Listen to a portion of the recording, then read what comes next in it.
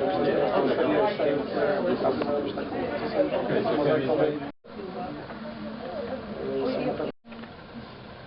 felt quite isolated, but in interview with Jarosław Klinowski told that emigration is just across the street.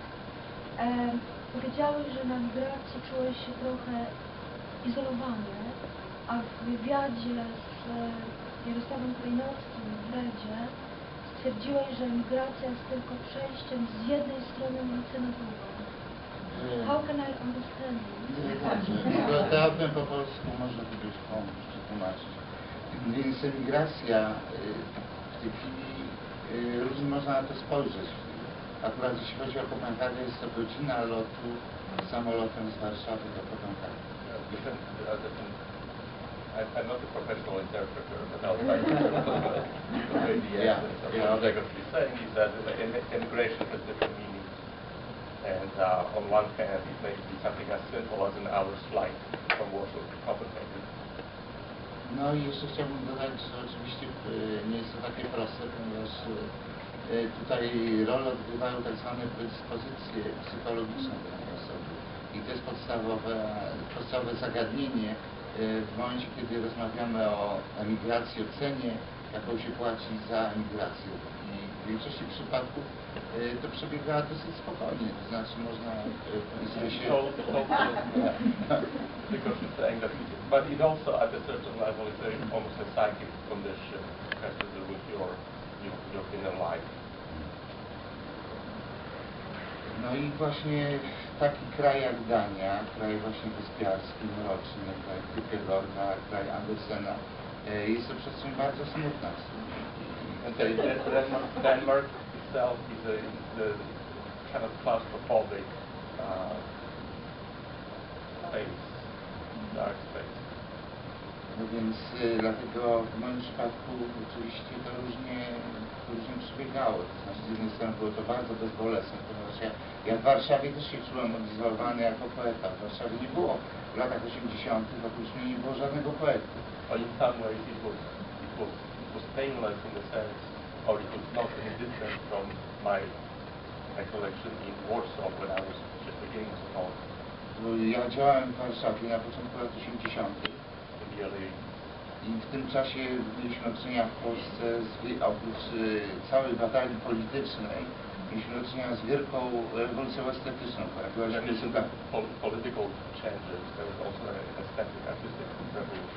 Pojawiła się muzyka punkowa na przykład, pojawiła się nowa estetyka, pojawiła się właśnie nowa muzyka. No z poezji oczywiście nic się nie stało. Zresztą do tej pory uważam, że w polskiej poezji nic się nie stało. No Brunion był oczywiście taką pierwszą estetyczną, ja specjalnie używam, podkreślam tego określenia estetyczną, odpowiedzią na tak zwaną polską szkołę, na polską literaturę, na polskie myślenie. I to było faktycznie miejsce rewolucyjne, gdzie bawiły się przekłady Pynczona, na przykład De Lillo i tak dalej, po raz pierwszy w Polsce. Więc to miało znaczenie olbrzymie, ogromne. Bez Brulionu by niczego nie było w Polsce. The journal with Brulion was perhaps one exception, a sign that things were changing in Polish literature. There's also great sensitivity to other literature from other parts of the world. I to chyba było jedyne pismo, którego bym się nie wstydził pokazać na zewnątrz.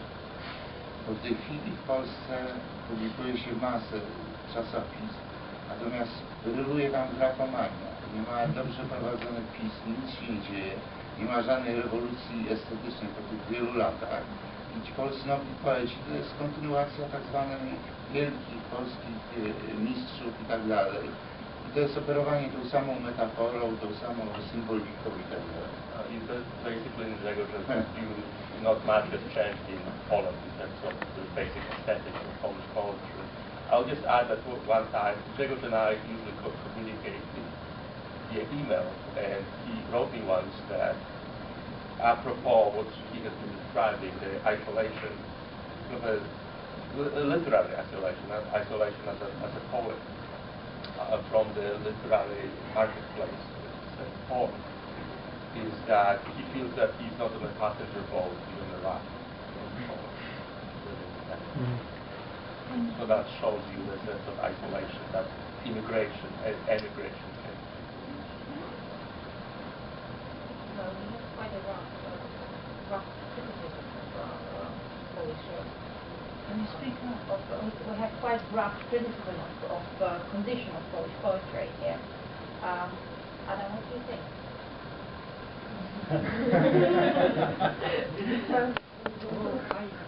Well, or not Polish poetry, but rather publishing industry of poetry. Well, I would say I agree to a large extent, yes. But maybe my perspective is very different because I'm not. I mean, nobody is, but I can't be objective because I'm a poet myself. So it would be really difficult for me to judge other people's poetry. And I'm not a critic. I mean, occasionally I am, but I haven't.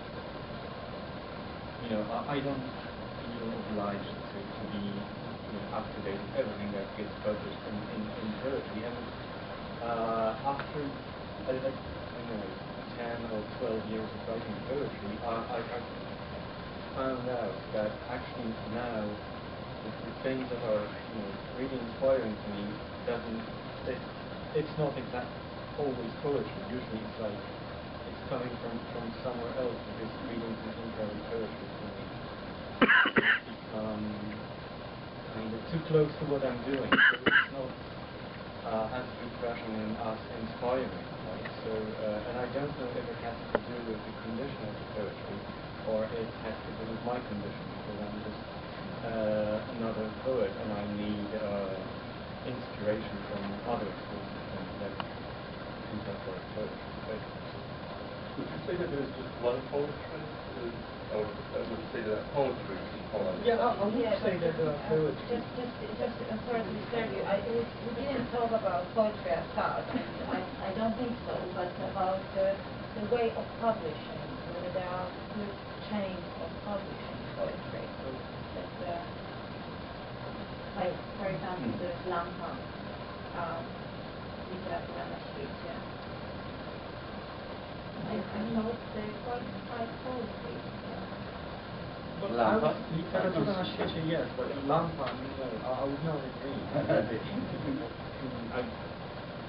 do not enjoy doing that. You have a lot of magazines in Poland, of course, and we have very different magazines. You have magazines who publish only plays, then translated literature, and then you have magazines for youngers, for young poets. So you have a lot of them. But landscape is quite boring now. What about India? Those talk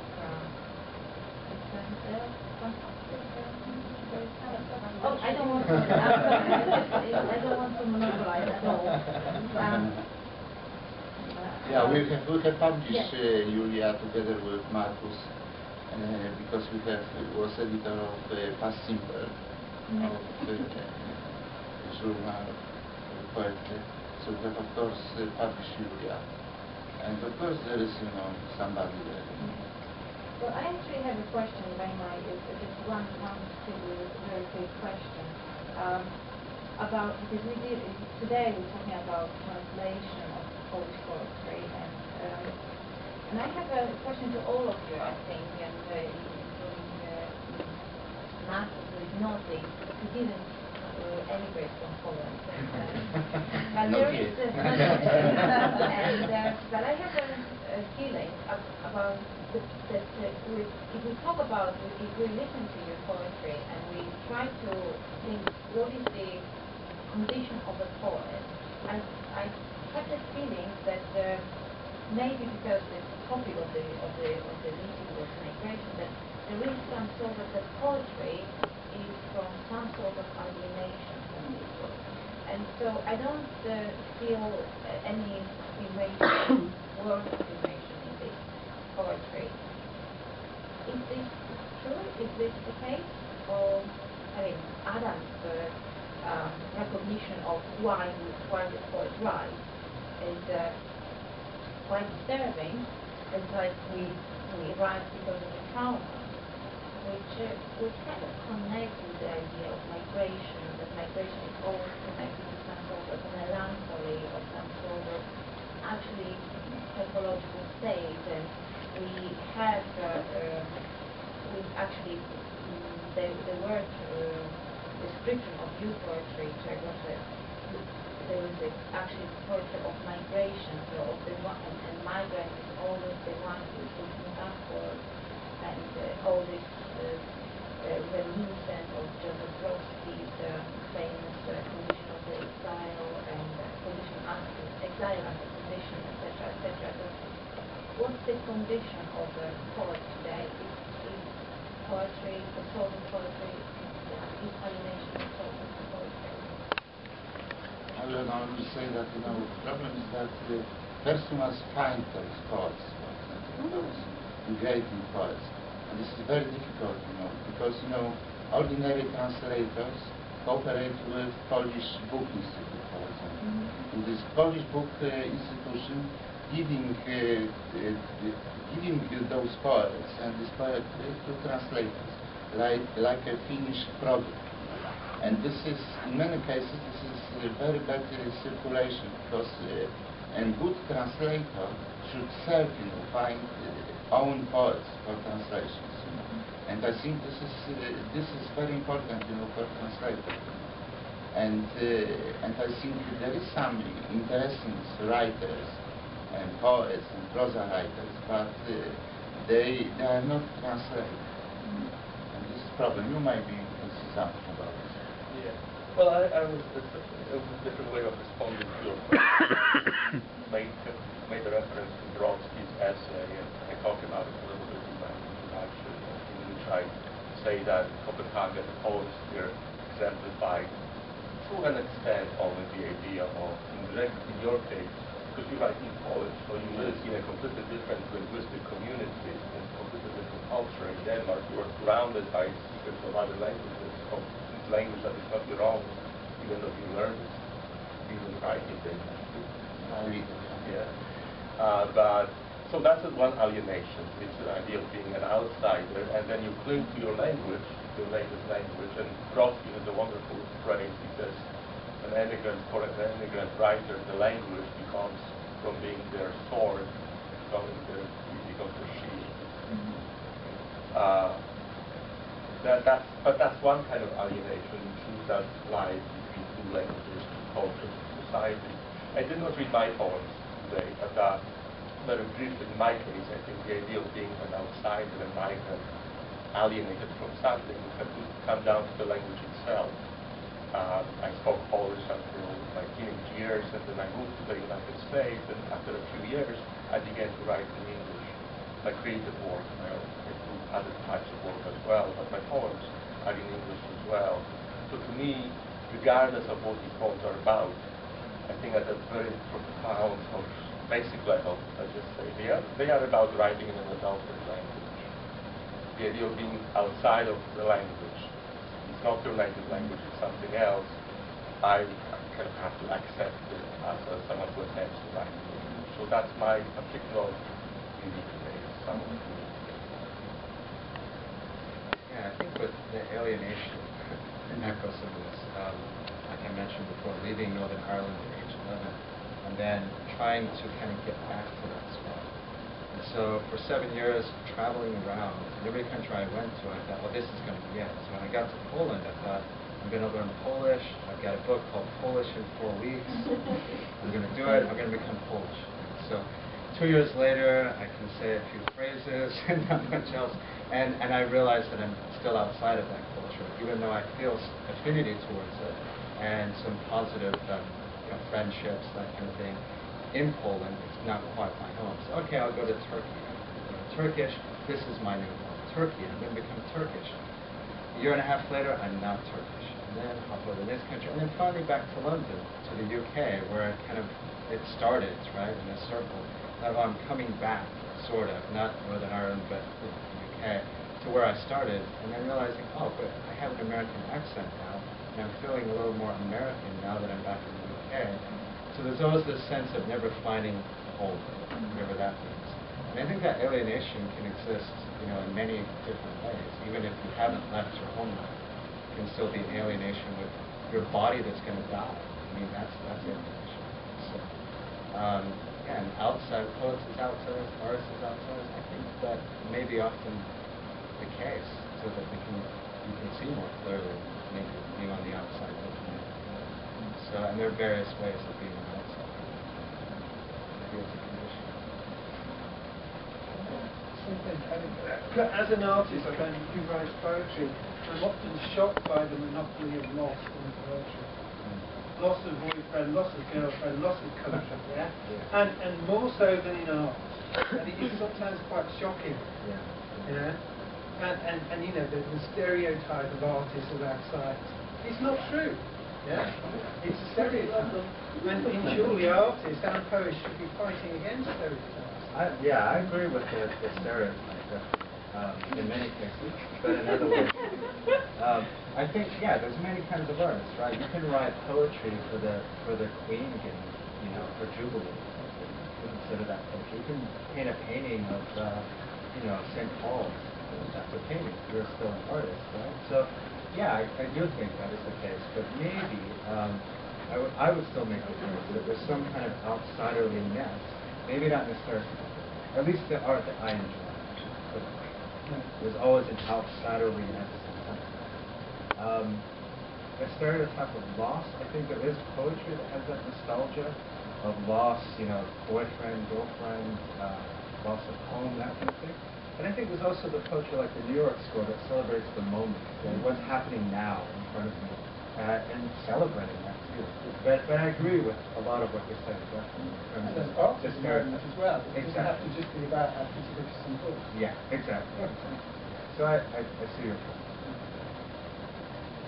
Yes, I have a question. You talked a bit about the theory of translation, mentioned them to my work, one or two others. I just wonder how much we use theory.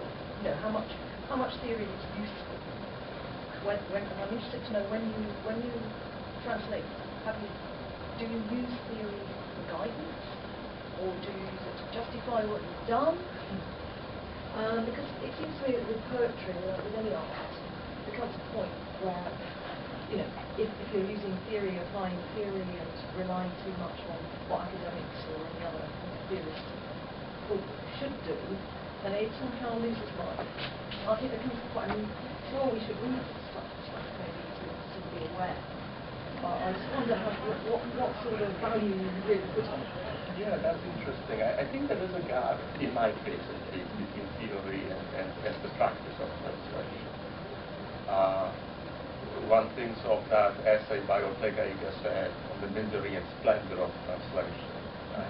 There's the hopelessness of it, but also the beautiful thing about it. And think about when you think about translation theory, of one kind of translation theory from the last 30, 40 years, maybe the post-structuralist approaches, Blanchot or Derrida or others, going back to even Benjamin, who insist on translation's generative, productive potential. It's something that generates meaning, that creates knowledge in a way. So you look at those perspectives, translation is a quintessential literary act because, among other things, it makes us aware of the great distance that separates us from the original work. At least, I think Blanchot says something to that effect. In other words, you look at those particular arguments about translation, and then you look at your own practice as a translator, and as there are all types of translators. I happen to be one who knows both languages relatively well. Polish, my native language, and English, my acquired, my adopted language. And once you know the languages so well, then when you even look at your own practice of translation, it's very difficult not to be disappointed by the outcome and always face that misery, that hopelessness, that the fact that whatever work you do, it when you translate, it will always be a very feeble, kind of a faint echo of the original. It's becoming creative as well, becomes it, because Yes. it comes a point, if it's going to be, you're trying to translate, what are you actually trying to translate? Is it a word, or is it actually something that's still? I think, if it's going to be readable, or it's going to work as some kind of art form in another language, then you have to have a certain form. It worries me a bit sometimes when, you read this theory of, it's always hopeless, violating the text, and you reach a point where you think, well, maybe it's not worth doing it at all, just tell them to go and have Polish. Yeah. But I mean, there is a value in doing it, isn't there? So it has to be sort of have energy and life. So I don't think you should feel stressed about Okay, it. but I do always feel that it's a very violent and very delicate, but also violent operation at the same time. It's this kind of translation, it's the kind of translation in this project that aimed at linguistic equivalence. In other words, I wasn't taking liberties with the individual pieces. Yeah, like, for example, you can look at Jack Spicer's After Lorca. I don't know if people here know that text. He translated Garcia Lorca's poems from 1950, but he translated them, but he didn't know Spanish very well. So when he came across a word that he didn't know, he guessed what it might mean. And then he added stanzas, and then he actually also, when he published the book, he came with a preface by Garcia Lorca himself, 20 years at that point, in which Spicer had written himself, in which he disowns those translations, and he said he doesn't want to have anything to do with them. There you have one relatively kind of a creative approach to translation process. Exactly. Extreme. I noticed that contemporary poets in the United States, I can think of several examples of these, are increasingly interested in that really generative, creative type of translation that is more like rewriting the original, repositioning it, rather than translating it with any sense of loyalty to the original. Yeah, I think, for example, a few years ago, there were 3 translations of Wroblewski and but it was published more or less at the same time. So the one that was done by Enid, in the particularly Emigrating, I don't think he knows very much Polish at all, he's worked with Brian Tracks literally and reworked it as a work of art, of course, it's as an enjoyable translation for children to read, undertranslated. But on the other hand, the others are very much more accurate in terms of the faithfulness to the actual word. So it's a really difficult one. Could I just ask Grzegorz to do some fortune telling for us? If Hunt mentioned the 80s and you were an elderly poet in Warsaw, what dragged you back into Poland, into the Brouillon circle? And was it a one-off? Is there any more such amazing collectives that produce something special that makes poetry relevant again? Or is it like with punk music, it's the last kind of fight against something now replaced by hipsterism for the last 30 years, nothing new, just regurgitation? Is poetry going to have any chance in the future of once again being so bright, or is it done? This is quite a complicated question, because this is, I think, Marcus said before about New York School, for example. So you can see now we have maybe 5th or 6th generation of New York School writers. All the time they love this poetry, they try to read poems like Franco Hara, for example. And you have the same situation in Poland, you have many new post-punk groups, for example, you have new excellent painters, for example. So I'm optimist. I hope that the new generation will be stronger as the old generation, and I hope for new critical voices. This is very important, that critics try to observe new poetry, because in my time in Poland in the 80s, critic described very old productions.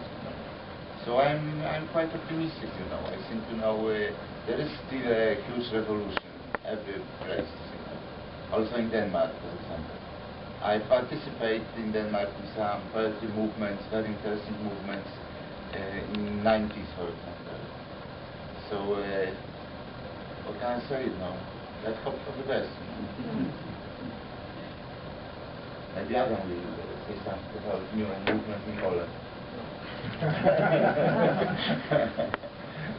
But we have a problem with this.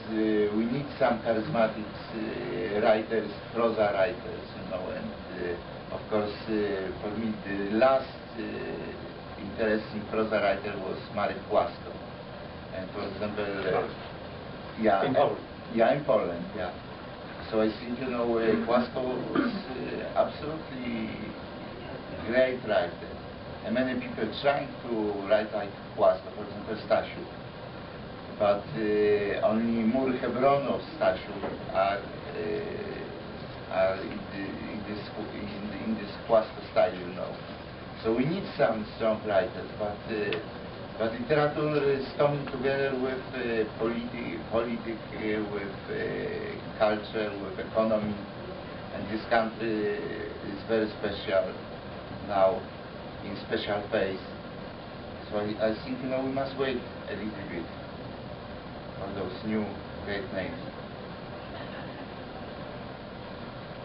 I'll myself in patience. Yeah. As a translator. Yeah.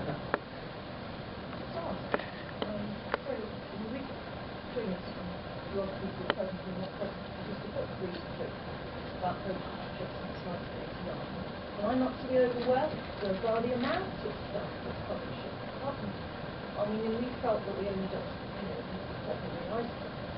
very writing, drama, poetry, masses of stuff, hundreds of titles we discussed in our book, and there's millions more out there. So, I'm not convinced that, there's some kind of dirt. And why do we have to think about the late mates? I mean, what is a great mentors? But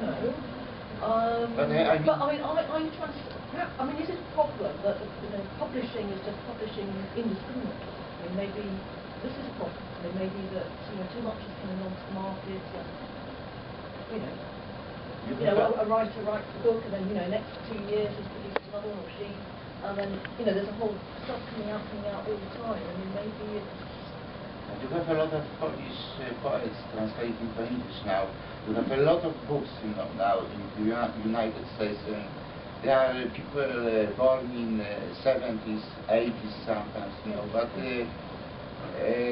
and literature magazines are overswim of Polish writers now, So, but this is one thing. Another thing is which kind of literature they represent, those poets. And then your conclusion would be that this is, nothing new. Well, yeah, I mean, it's capitalism, isn't it? It's market economy, and things are finding their natural reality. I mean, in this country, what proportion of people in this country find poetry? I mean, maybe it's just the way it has to be. No, but it's the questions that aren't asked. I mean, I know that in Poland there are over 2,000 new titles of poetry published every year. And I know that not a single one sells out. Okay? There's just no distribution, there's no promotion, there's no criticism. As you said, there's no context. And I think you mentioned the fact that there's this quantity that is there to be discovered. But is there any quality? So that was the brave kind of thing you're saying, and I like it. It's a great challenge to throw down. Well, I mean, it strikes me that it sort of begs the question if they're publishing that much and none of it is selling. I mean, I think, do you think that one of the challenges of modern poetry, not only in Poland but in other countries, is that so few people read it that you're left only talking to yourself and your friends? And it becomes very difficult for poetry to be engaged and relevant because the sphere of people that you're dealing with is actually very, very small. That's my perception coming as somebody who doesn't read a lot of poetry and who is trying to learn more about it. It seems to me like a very closed world. And does it feel that way on the inside as well? I think, yeah, that's a feeling that I've been having. Maybe all of us have had this at certain points. I know friends that are poets as well. We think, do we want to go to this reading tonight? Wouldn't it be better to go eat some food, have a couple of beers, and watch a movie? Why are we going to another poetry reading? And poetry readings can be painful events, I think, for that reason. You know, this kind of insular little world sometimes. On the other hand, though, I think it's interesting, you know, piggybacking on the last thing with the capitalism thing, that existing outside of that kind of market economy can also be a strength in some ways. You know, in terms of trying to sell and trying to, you know, create bestsellers and, you know, mass marketing and stuff. So I can see both sides sort of thing, but I definitely would like to see more kind of inclusive kind of atmosphere for people that. My partner, when she first showed up to a poetry reading, I said, "Are you a poet?" And she said, "No." The end of the conversation. That was it. And I thought, wow, look, you have someone here that isn't a poet coming to listen to poetry. Shouldn't you be saying, you know, thank you or something? So I'd like to see that kind of open up more. So I really agree with that criticism in many ways too. That's fun. Yes. Okay. I'm a poet, and I've tried really hard to put my poetry in other contexts. So like the art world is like the most immediate context. They don't want to know. They don't want to know. We try to put it out there. They're not interested. They would rather have poetry that's 20, 30 years behind contemporary art on their bookshelves. They just don't want to know. There is no funding. There's no support for, you know, interesting writing. But I can give you another example. You know, a big name in Denmark now is Yahya Hassan. He's only 18 years old, and he sold 100,000 copies of his book. And this is a very special situation because, you know, he described his Muslim's background as a child, you know. And this is Danish answer for Salman Rushdie. And this is everybody talking about Yahya Hassan now in Denmark. 100,000 copies. And this is example for that in modern time you can be alternative person from underground with different background, and then you can be also a kind of commercial person, you know, and sold 100,000 copies, you know. So poetry has many functions now, you know. You can do that with music, for example. All Polish poets are collaborate with musicians now. You know. So this is typical for poets, boring poets, you know, with tragical poetry, but of course music, you know. And then all together, you know, and this is everything is possible now, you know. So yes. But I actually wanted to continue about what can be suddenly really popular, and I wanted to ask you about the gender book, because I don't know whether you are aware, we have a big problem about gender in Poland, and there is a huge discussion, social discussion connected with the church problem with gender, and Grzegorz is an author of the book poetry writing, and which is titled Gender. Did you do it deliberately? Did you want to be part of this discussion? I It was published last year. No, I have published this book in 1 year ago.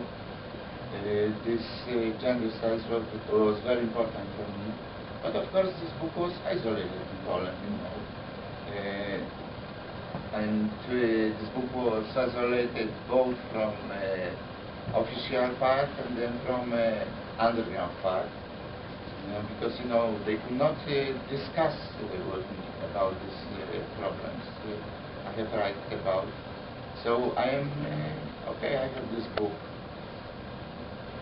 and I have written this book, but this book is only for a few people, you know. Few people know this book in Poland. This book was published in the same. You can show this. Yeah, this is the same publisher from Szczecin, little independent publisher. We have published, Adam has published his poetry book there, and I have published gender there. And I have talked about gender in another way. I have talking about the work of the emancipated process, and it was right from Danish position, and this Danish position was of course quite different. It was not Polish position, and this is a book right in Polish, but problems are not easy to accept.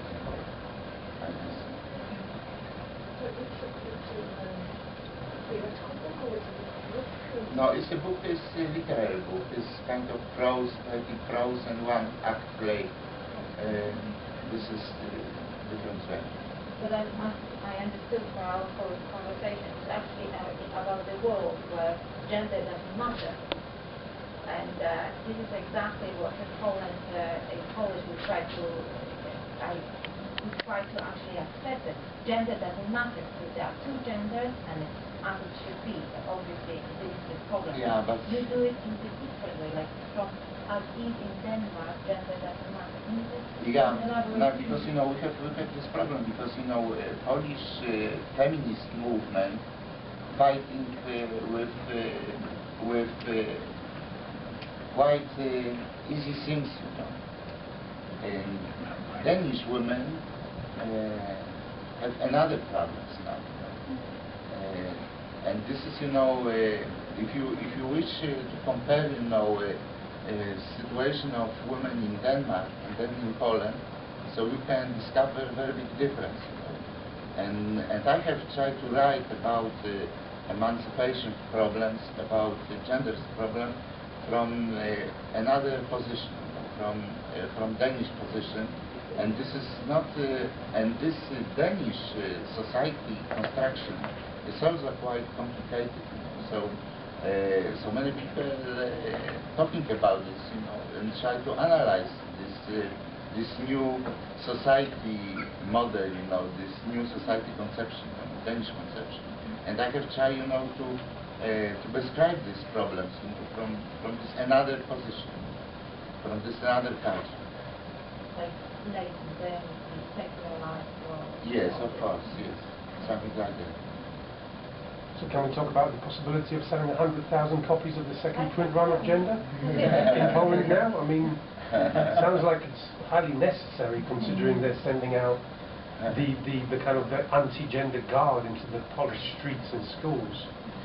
This book needs to become the shield for and the sword, maybe. Yeah, but this book is a great taboo in Poland, as my many books.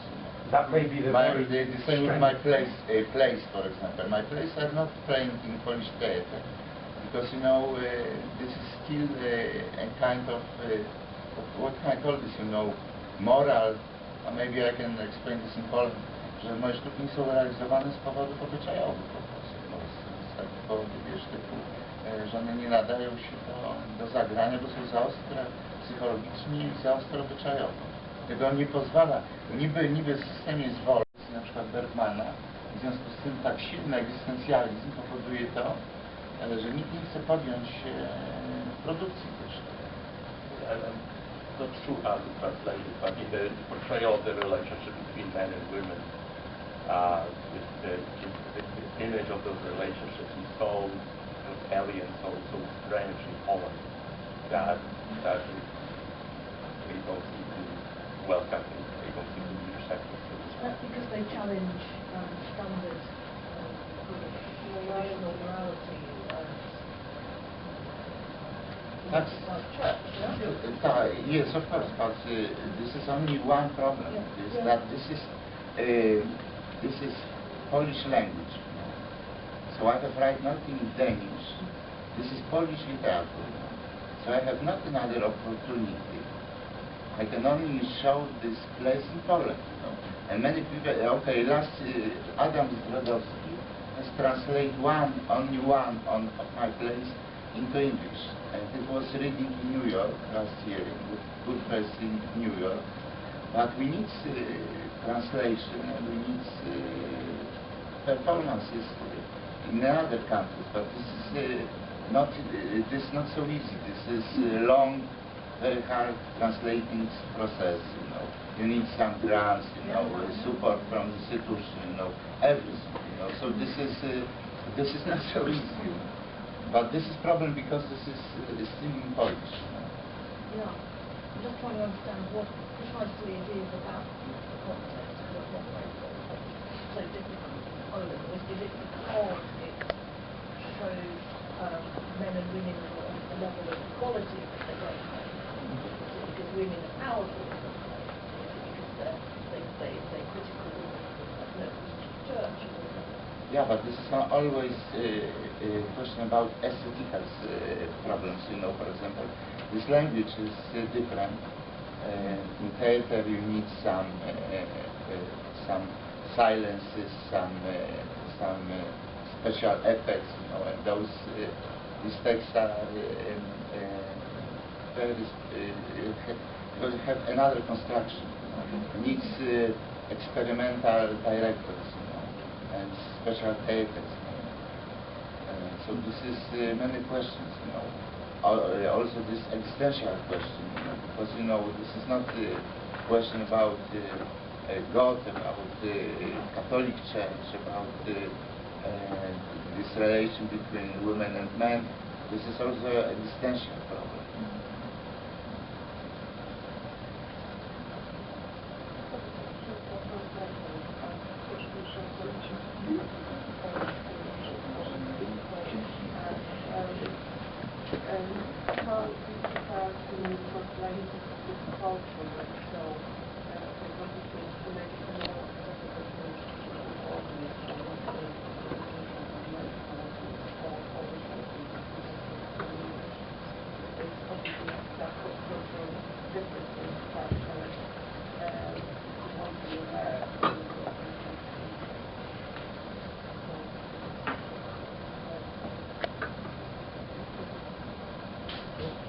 I don't think you can prepare in any special way. So that's again probably a reference to the theory question you asked, right? So I don't have any theory about kind of adjusting. I mean more understanding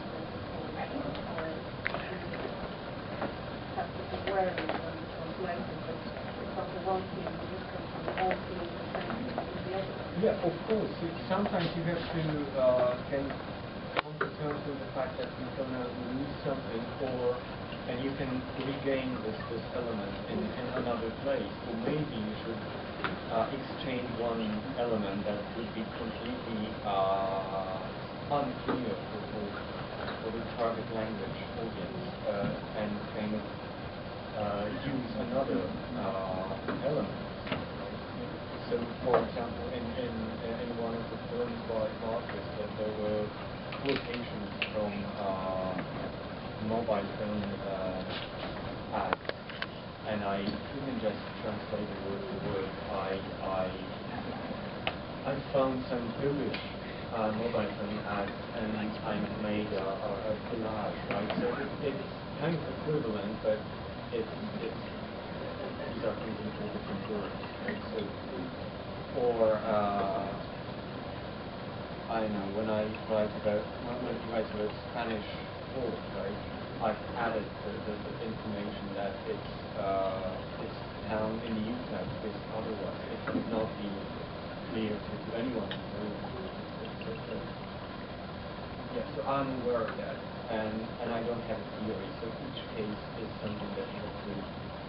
I think we also speak about the courage, the Chinese courage. Oh, yes, And you translated it into courage as a false courage. Which is a false courage or like a trained courage? The women. Oh, Chinese. Right, there are 14 Chinese characters in Chinese. Oh yeah, carriage like a train carriage. Yeah, so but it could be a horse. But then in Polish it was like a false courage. So I was. Oh, that's interesting. I think. Thank you. are the interesting verbal linguistic issues that come up all the time in every single piece here. And then there are also interpretive difficulties.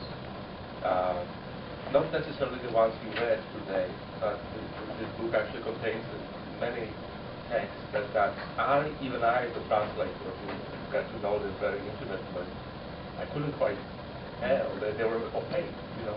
And I would even sometimes ask Grzegorz, and Grzegorz said, well, I wrote 20 years ago.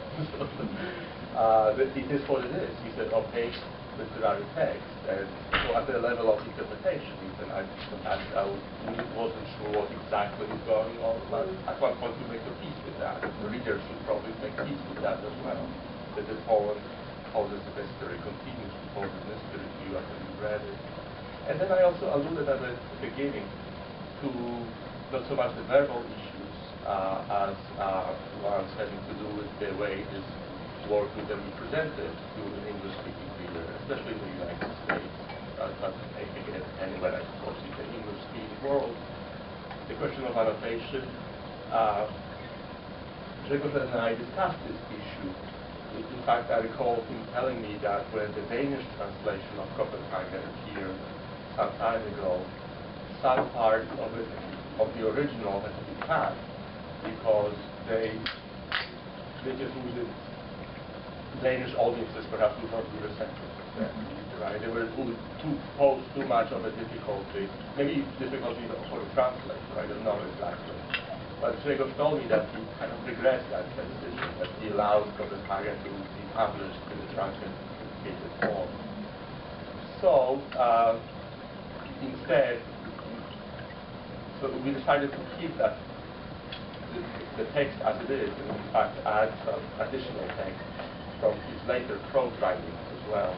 But the original Copenhagen is translated in whole. My dilemma had to do with exactly how much annotation to use, how much of a presence I should be as a translator. There are many references in this text to Danish and Polish individuals, personages, places. There are many languages. It's a linguistically very heterogeneous text as well. So at one point, as a translator, you say, are you trying to be like an apostle? Annotate every single line along with different variations of a particular line, a particular connotation and denotation? Or in fact, do you allow the text to kind of flow on its own? And I decided to have a minimalistic approach to translation. As I said, mainly also, well, because it's very easy for us to look up certain things these days. So you don't have to necessarily say, write a footnote, who Ignacy Niemiecki was. There is a mention of Ignacy Niemiecki, but some people may not know who he was, so you need a footnote for that. But I think these days it's very easy to find out very quickly. That's not what the annotator's task should be. So only in several instances when it seemed necessary to the integrity of the piece itself, I felt that a footnote was needed. And then also to convey that foreign element. I wanted this text to appear strange to the reader, even though it is in their language. Right? I wanted for the text to retain those marks of foreignness. And in that sense, this is how I wanted the text to appear to the audience. I have a question to the translation. The question concerns the choices of the translator. Because, you know, I always thought that translating poetry is extremely difficult because you do not really, you do translate the text as it is in the words, but you also translate this very particular space between the words, which is poetry, actually, which moves you, which switch on particular emotions, yeah? So I'd like to ask you, for example, if you have this conflict between translating the space between the words and the words itself, if I don't know if I'm clear about what I'm trying to say, which choice would you make? Would you rather go against literary text and go for the space as you see it, or would you rather go for the other? Am I understood? I do not. Yeah. So I don't know who wants to answer. Well, it's a difficult question because it's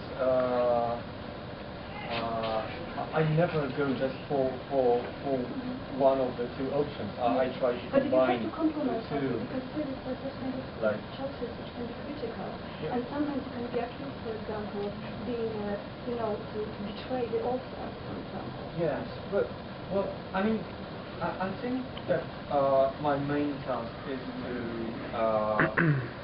I'm not translating this for philology students, but for readers of poetry. So the main task for me would be to write a good poem in the target language. So if something needs to be changed or not retained, I sometimes kind of betray the original, but usually I try to combine the two to be faithful and at the same time write a good poem in the target language, but that's not to judge.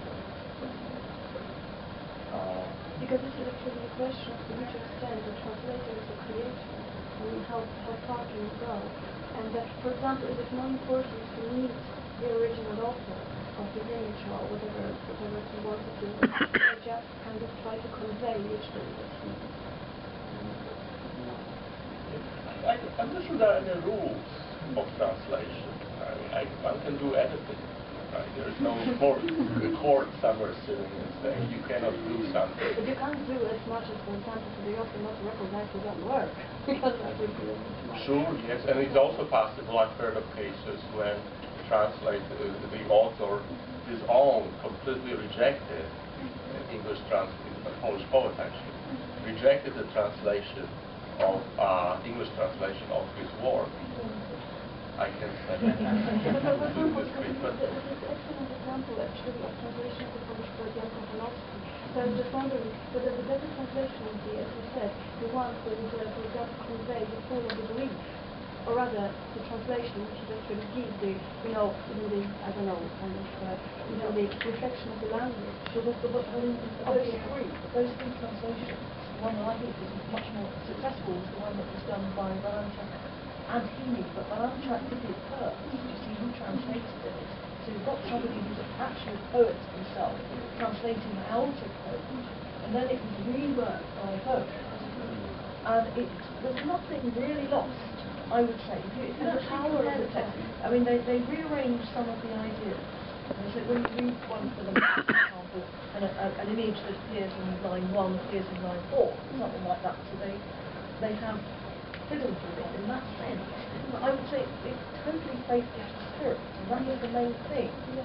But this space between the words really becomes spirit. Well, I wouldn't say it's space. I wouldn't say it's space. I wouldn't say it's what's contained in all the words, the effect of all the words together.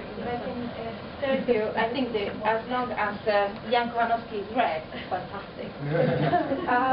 Ladies and gentlemen, I'm really sorry for this, and I have to say well, we will finish here. Thank you so much for coming. First of all, thank you very much, all the poets that came all over the place, all over the world to us, to meet us here at the Emigrating Landscapes. And please give applause to our...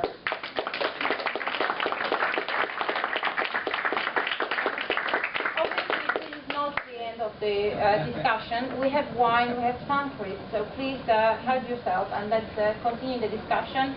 And for some time, Emigrating Landscapes will be not gathering. We will have a little bit of break. The next seminar will be on the 8th of May with Eva Lipska.